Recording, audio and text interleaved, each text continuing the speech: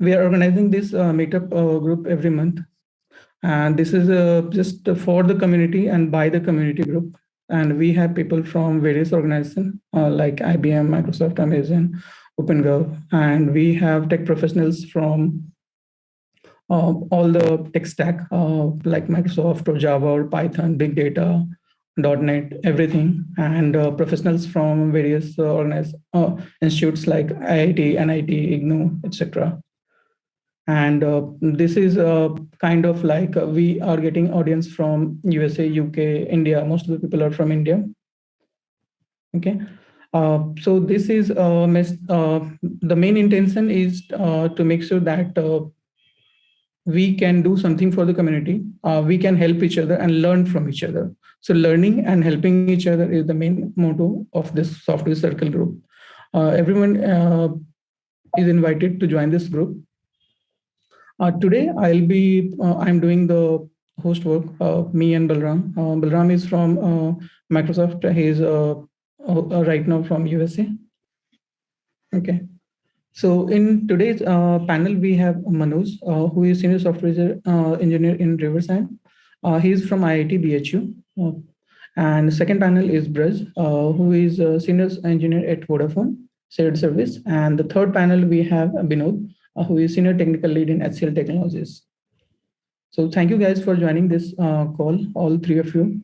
So we'll take this in two parts. The first of all, we'll go through the presentation. That is the presentation prepared by the presenter, and we'll take some questions after each presentation. And at the end, we'll take some open questions from the audience. While presentation, please don't interrupt directly. Otherwise, you can chat your question. You can add your question in the chat box.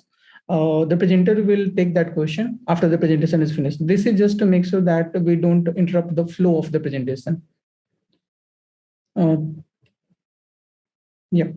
And today, Manoj will talk about big data.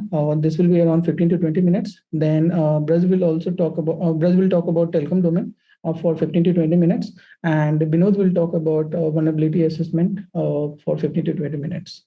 And at the end, we'll have some question answer sessions. I was working in Kuala Lumpur, Malaysia on site for 2 years. So this is short intro for Manoj from my side. Maybe Manoj can introduce himself, and then we can share the PPT from Manoj. Yep, sure. Thanks, Jitu. Thank you everyone for joining. This is Manoj, and I have been working with Riverside for close to 4 years now. Before that, overall experience I have of close to 9 years now, and I have worked on different types of tech so far in my overall experience.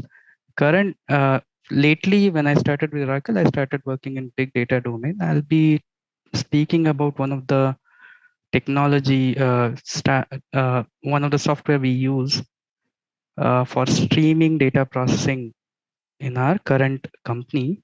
And anyway, it's like pretty big software which comes from Apache organization. So let me know if you guys can see my screen. I'll get started with the presentation. And just to know for the benefit of audience, Manoj is from IIT BHU, so we can see what IITians are doing these days. No, I mean nothing special, but yeah, okay, sure. Okay, so just to let you know what all, I mean, Apache Storm as a technology, it's a scalable product, it's distributed, it is fault tolerant, and it does computation in real time. It supports that capability. So before we go into okay, this is the agenda of the presentation. We'll go into overview of the Apache Storm, what features it supports, what kind of concepts, core concepts which needed to be known for a developer to get started with, and in Storm, what do we mean by Storm cluster? What kind of component we can see from management point of view. Then if time permits, we'll go into the demo. Before going into the overview, I would like to clarify one thing. There are two types of MFIC bucketed in, two types of processing we do in general, not in just big data, in general. Batch processing is one of the mode, and another one is stream processing. Batch processing basically means we get the large data set, 1,000, 10,000, probably like 100,000 or million of records that is getting processed in one go. And here expectation of results are not in real time. We don't need to have the results out in real time. So it can take more than from minutes to hours as well. So so for example, when we so there are a lot of websites which collect data from users and they process it at their uh, required schedule. So let's say in one day they have collected 100 millions of users data. They'll process it and do some analysis on that, and then produce the results in some insights, business insights form. So that type of processing, we call it batch processing, where we don't expect results to be out within seconds or minutes. So this is suitable for the systems where nobody is waiting for the data immediately, or nobody is waiting for the results immediately. Then we have stream processing systems, which is where we see that if user performs an action in the interface, they expect the results to be available immediately. So we call it either real time or near real time, because we know that processing will take some time. It may be like we expectation is that latency should not go under sub-second. So if we look at systems such as financial systems, fintech domain has a lot of like trading terminals. We can't expect latency to be in seconds. Otherwise, there'll be big losses. Or mission critical systems such as if you look at AI, not AI, sorry. For example, Lyft is also one of the example where we want to have uh, real time uh, results coming out. Otherwise, we'll have some critical problems which can be seen from the system. And another important point with stream is that we don't know what is the size of data. We'll keep getting the data, and we don't know when will it end. So we want to have a system which can keep up with that flow of data. There's another subsection of batch where we call micro batching, where data is accumulated based on time or size or number of elements in that window, and that goes into processing. So let's say 1 minute of data we collect and then we send it for processing. Those are called micro batch processing systems, but for broader categorization, these two are the ones. So now, as I spoke, that we'll be talking about Apache Storm, which enables us to perform real-time computation, and that falls into stream processing. So Apache Storm, yeah, these things are like okay. So this image is from Apache Storm website itself, and these points are also from there. So basically, what I spoke about earlier, those are the points here mentioned. It is free, open source, distributed real-time computation system. So anybody who would like to utilize it, they can take it up, modify the code. They can look at the code. They can use it in commercial systems as well if they want. All those possibilities are there. And yes, next point is basically we have unbounded stream of data coming in. So it makes it easy as well as reliable. It provides a reliability about processing the data. If there is a problem with processing the data, it will try to correct it itself. So just to draw the analogy, what Hadoop has done for batch processing, we get from Storm. It's extremely fast and low latency. We can see sub-seconds latency. So sometimes if message is pushed, it can get processed in microseconds also. Okay, so use cases, if we look at, there are several use cases. I just wanted to highlight some of them. These are taken from their direct websites. So real time analytics, if we want to do, if we want to have analysis done in real time, we can deploy this, we can utilize it. Machine learning algorithms can be implemented in this. continuous computation. If we know there'll be data coming in, so IoT is one of the example. If we look at, so IoT systems will keep sending some data to the server or any backend that can be computed all the time using this framework. ETL is another, like extraction, transformation, load. That's the like architecture or design pattern we have that can be implemented in this as well. We have several integrations which can be done with Apache Storm.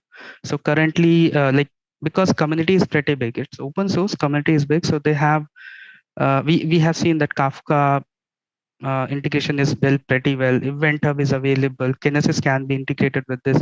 Any queuing system which supports AMQP protocol, that can be supported with this. It can connect to all the databases. We have all type of modules which are actually available. Popular ones are already available, like MongoDB, Elasticsearch, Hadoop. All of them are available.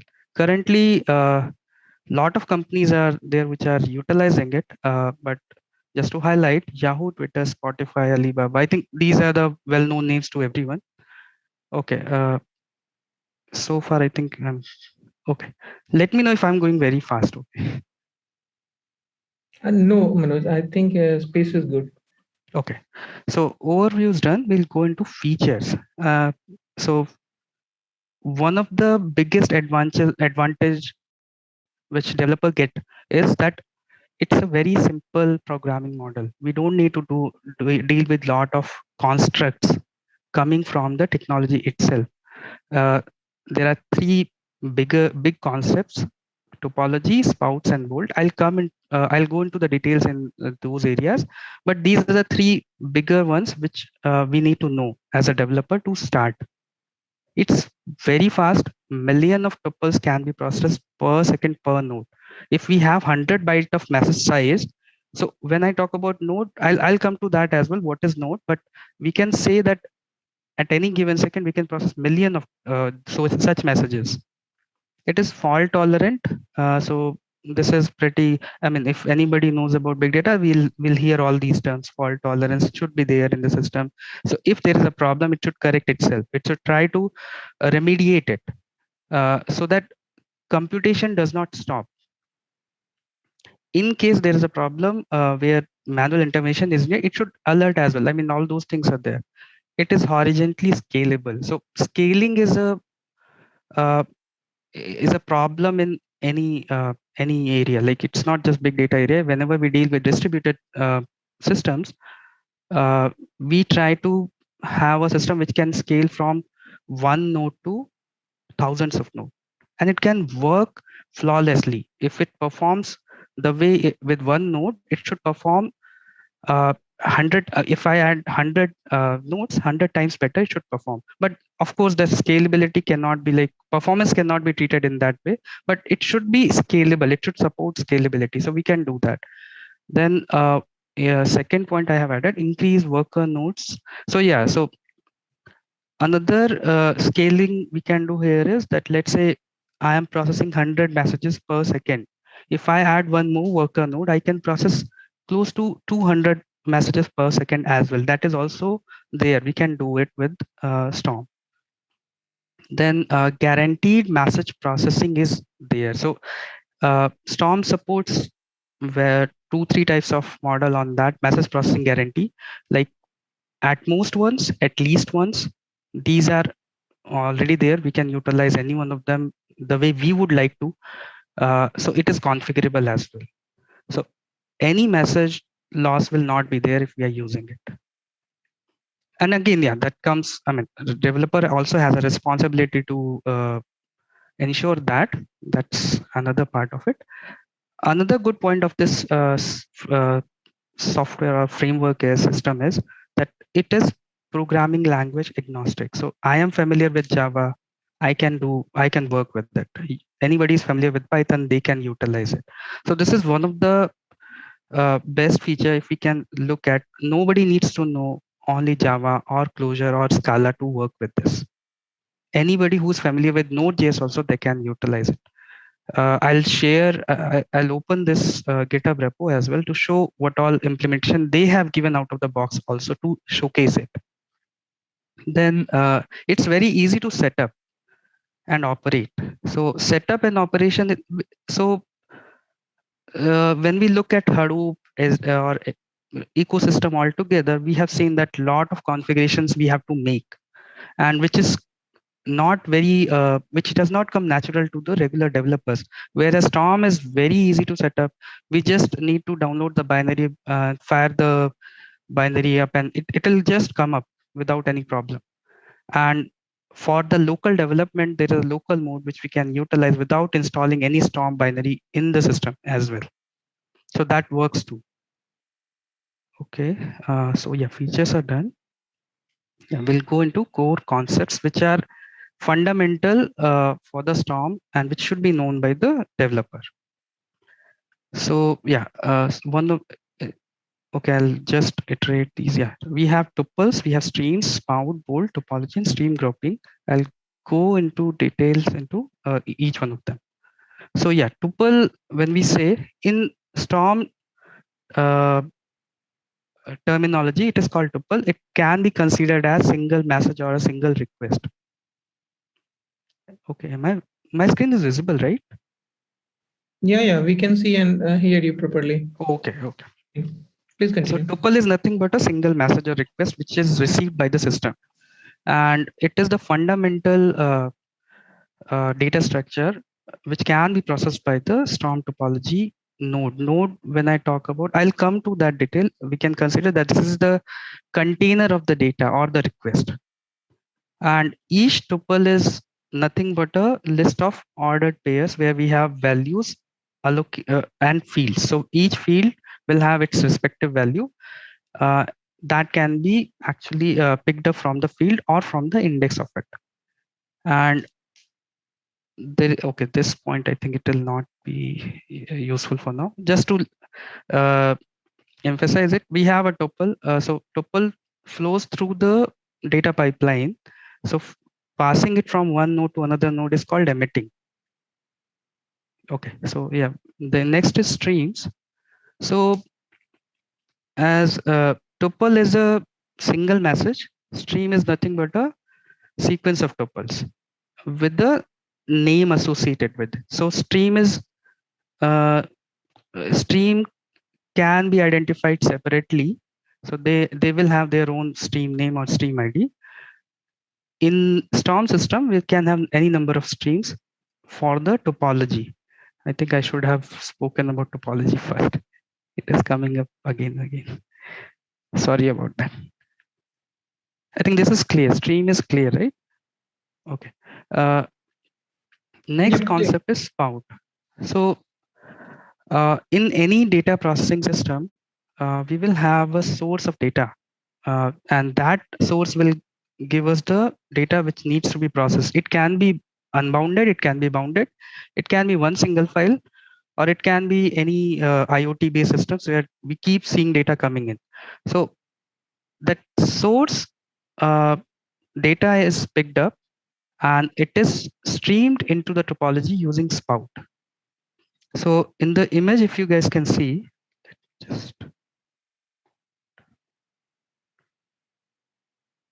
okay, we have this source, and this is taking that data from the source and streaming it into topology. So we are seeing two streams here. One is with orange color, one is blue color. Both of them have some tuples associated with them. Okay, and as it mentioned, this point says that we can emit to multiple streams. One of the example, we can say that Kafka topic can be read, and that any message which is coming in that topic can be streamed into the topology. And then another spout example can be that we are reading Twitter streaming API. So any tweets which are coming in. So Twitter streaming API supports unbounded stream. We can keep seeing the data coming in if we are following any popular topic. Okay, next concept is Bolt. So all the processing, as we spoke about, because this is a computing engine, it needs to process the data. Once data is in the topology, responsibility to process them is with the Bolt. It accepts input stream, performs any kind of computation transformation or business logic as well. So most of the business logic will lie in bold. Once that is done, it can generate new streams, or it can be the last bolt in the system which will end the process. So for example, let's say I am uh, in the Twitter example, I'm taking Twitter streams for any popular topic. So as of now, COVID-19 is pretty popular. So I'll take that example and I'm dumping, I'm cleaning the tweets. I'm looking at the COVID-19 resource from there. So let's say any tweet has been done for any bed availability. I can take that tweet, clean it up, get the right information from it and dump it into a DB. That DB can be any kind of DB. So that is one of the example. Now, yeah, so topology should have been talked about earlier. Sorry about that. So these things which I talked about, like tuples, streams, spout, bolt, all of them together make a topology. So topology is nothing but a graph of computation where we say data will flow through spout or source, and it will flow to this node, that, and then from this node to another node in that fashion. It primarily, topology will be seen as directed acyclic graph, but we can have loops in it. We can see that cycles are also there, but it depends on how we are using it. Most of the time, it will be a direct acyclic graph. So yeah, as this mentions, yeah, it runs forever and keeps processing incoming tuples from the stream. So topology, once deployed into the Storm cluster, it will run until somebody manually kills it up. So it's like that's why we call it streaming processing engine. Okay, one thing, yeah, this is so we earlier looked at streams. Streams are nothing but it contains number of tuples in sequence. And for our topology, it is very important to know how these streams are uh, flowing from one node to another node. So if we look at this spout and these are the bolts, we can call them nodes. So in this case, in this flow, this stream is being sent from this bolt to this guy, whereas in another one source is sending two streams to two different bolts. So this grouping, which node will get stream from where, that is called grouping. And that's where we say how tuples are sent between spouts and bolts. So most common groupings which are in use, I'll just go through them. Yeah. So one of them is shuffle grouping. So which means if I have I have nodes available in next phase, I will send them in randomly distributed way. So in this case, if we see, it is kind of shuffle grouping. I have two nodes available.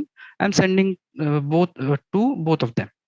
There is no order in it. Whereas next one is fields grouping, where we ensures that a particular tuple has to go to particular bolt or next node, which means so this is, yeah, this field grouping is used when we want to maintain the order of messages. So for example, one message came in saying that I want to update the row with ID 1. Then next message comes in which says I want to delete the record which has the row ID 1. If we mismatch the order, let's say update comes first and delete comes second, so record will be deleted. That's the intended way. But if delete comes first and update comes later, it will still be there. So in this case, we want to ensure that date order is maintained. So in the order request is received, that's the same order we should process it. So to do that, we use fields grouping. Then we have global grouping, where all the tuples will go into one single bolt. Preferably, if we have more than one bolt available at that level, we will the tuples will go to the bolt which has the least ID. But behavior will be that all the tuples will be going into that. What it means that okay, I have one example. I'll show that too. Then we have all grouping, where tuples are sent to all bolts, which is kind of broadcasting. Okay. So one of the example in big data word we take that hello world example is nothing but word count example in big data. So I'll try to summarize what we talked about so far. So let's say in this image you can I think this spout is available which is reading a file which contains sentences, and once sentences are read it is being sent to four uh, executors which has nothing but sentence splitters bolt. So they will take the sentence and split it by word. So let's say quick brown fox jump has been received by any one of them. It will be split into the quick brown. So if we want to count words occurrence, we have to send them to one guy. Otherwise, we'll not know what is the overall count. So this is how we can visualize it. So here, first computation is using shuffle grouping. Why we are using it? Because it does not matter which bolt receives the sentence, because its job is to split it. But we would like to ensure that collection happens at one level so that we know overall count of that. I hope this makes it easier to understand. Yeah, Manoj. Okay. So yeah, core concepts. I mean, these are the core concepts any developer should be knowing about. I'll go into the small demo as well, which will make it very easy to understand. Okay. Yeah. So Apache Storm can be run into is run into cluster mode, as it is a distributed technology. It has multiple nodes. It can be configured to run in one machine itself, but ideally we should have separate nodes dedicated for it. In general, there are two types of node which are there in Storm. One is master node, one is worker node. Master node is called Nimbus. So in this screen, you guys can see Nimbus is here, and supervisor nodes are worker nodes are called supervisor nodes. Worker node are the ones which actually have the application code which gets executed. So all the code, all the execution will happen in worker node. Nimbus node is just to maintain the cluster state, just to ensure that cluster is healthy.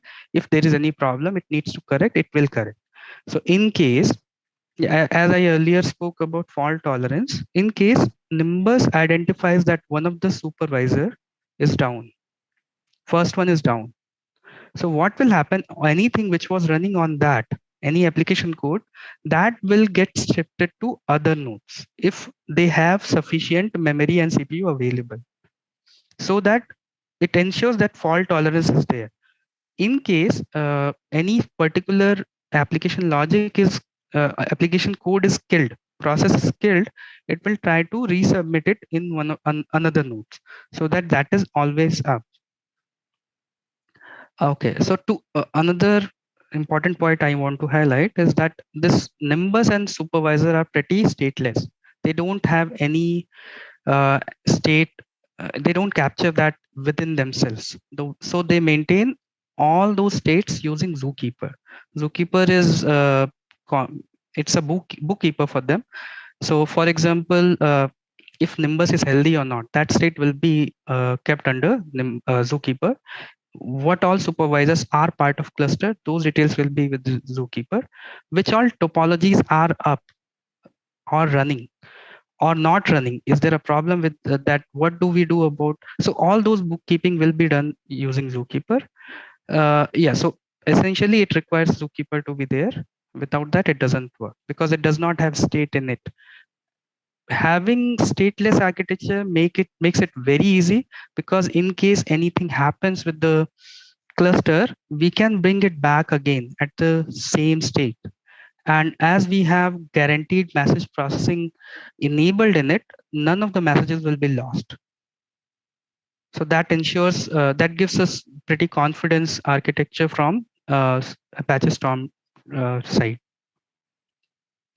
Okay, so this part is done. Do I have time to explain more? Jitu bhaiya, can we go? Yeah, you want to show the demo? Go through the demo? Yeah, very small. I'll not show Yeah, the. no problem. Please go ahead. Yeah, okay. So I'm sharing my screen. This is IntelliJ. You guys, if can see. Yeah. So I'll try to highlight how easy it is to utilize this framework. Okay. So I have created one project, Storm demo. I have added Storm dependencies here. I'm using, okay, so this application will try to read data from Kafka topic if there is any, and will write it into the log. That's the only thing I'm trying to do here, just to showcase it works. Okay, so that's why I'm using Kafka dependencies and Storm dependencies. I added them. So to create a topology is the building block for any application. We call it topology. It can be called an application, jar application as well. So here, if you see, it's all Java developers will be familiar with this idea that we have static main, and that contains our overall logic. In this case, we just need to define our builder, and we tell what is my spout. Spout is nothing but who will read the data from the source. We give the ID to it, and here I have taken uh, community developed spout. So Kafka is pretty popular and famous. So they have given their spout implementation out of the box. So that's what I am using. Here I'm defining where is my server running, what is my group ID and topic, which I am listening to. It will give me the spout. So this is all is needed to define what is my spout, who will read the data into the topology. So one thing you guys can see, parallelism hint. I have given one as of now. So this defines what kind of parallelism I want. How many threads of this particular spout needs to be running. If we want to scale up, we can change it too. So this is where we can scale it from 1 to, let's say, thousands of node also. I can have thousands people listening to the same topic if needed. Then in our topology, we'll have one more bolt, which will just which will just print the data into the log. So here I'm defining it by saying this is my bolt ID, this is my bolt class, and currently I'm using one parallelism. I can change it to. If you guys can see, this is using shuffle grouping, because reading data and writing into log, it does not matter what order it comes in, right? So I'm using shuffle grouping. Then there's one if else block. This is used when we submit the topology to a cluster. If I am doing local development, they have implementation of for that too, which is called local cluster. I can run it here itself if I want to. I don't need to run the Storm cluster at all in my local. Okay, and if we go to demo Bolt implementation, yeah, I think I missed one thing. Sorry. Yeah, so all the bolts they have to implement one of the base rich bolt or ibase bolt they have given, and we need to implement execute method. This is the place where we put our business logic or any computational logic. As you guys can see, it's pretty simple. It says get me the request and print it into the log. One important point, if you guys can see, 31 line number. I think I did not speak about it at all. So as I was talking about guaranteed message processing, so once this graph, this tree is built, so for example, in this case, what is my tree? I will start from here, I'll go to here, and I'll finish here. So this message life cycle is from here to here. So how does Storm know that it has completed its cycle? So it uses acknowledgement. So the moment I acknowledge it at the last bolt, it understands, okay, this is done. I don't need to reprocess it. In case this does not happen by any reason, in case there's a failure while working on the message, what it does, it knows that this guy is not processed. It will replay. It will again process it. That's where that guaranteed message processing comes in. I hope that is clear now. Okay, so I will not run this in local box. I mean, in the ID, I'll try to submit it in uh, cluster itself. So I'm bringing up Nimbus, a Storm cluster. I'll show how it looks like in UI. Just a minute. So as I spoke earlier, that there are two node types of node, Nimbus and Supervisor. I brought both of them now up. And Storm provides one UI where we can see what all things are there, what is the health of it. If there's any problem, we can look at that too. Just a minute, I'll bring UI as well with this.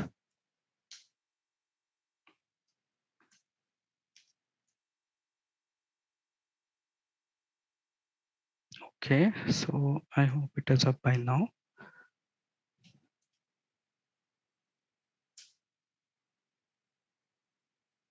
Okay, it should be visible by now. So you guys can see this says Storm UI. We have one cluster running with one supervisor. In Nimbus, we are seeing that one guy is up, which is leader as well.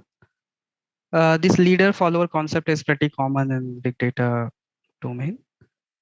Okay, I think I did not kill the old topology. So if you, okay, as I was talking about fault tolerance and the stuff. So yesterday I deployed this topology in my cluster. It was down, but topology is still up.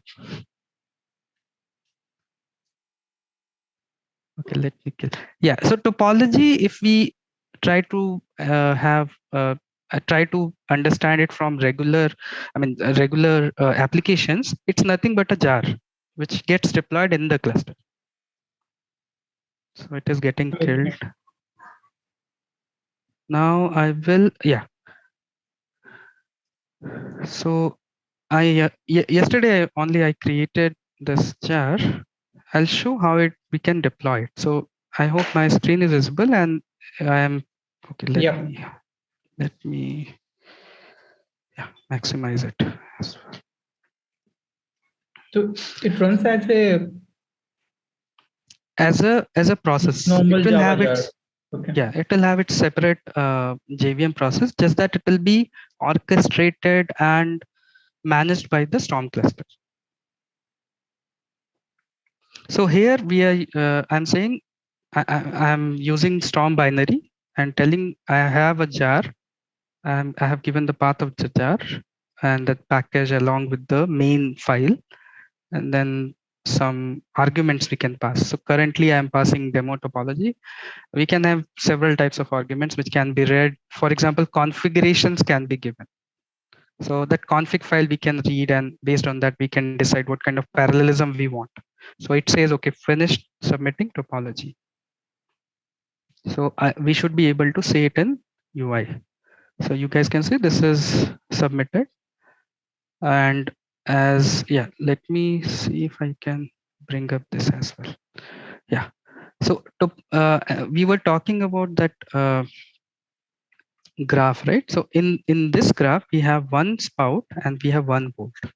And if messages received from this to this, and it is processed completely, that tuple will be marked as done. Okay, and let me go to, yeah.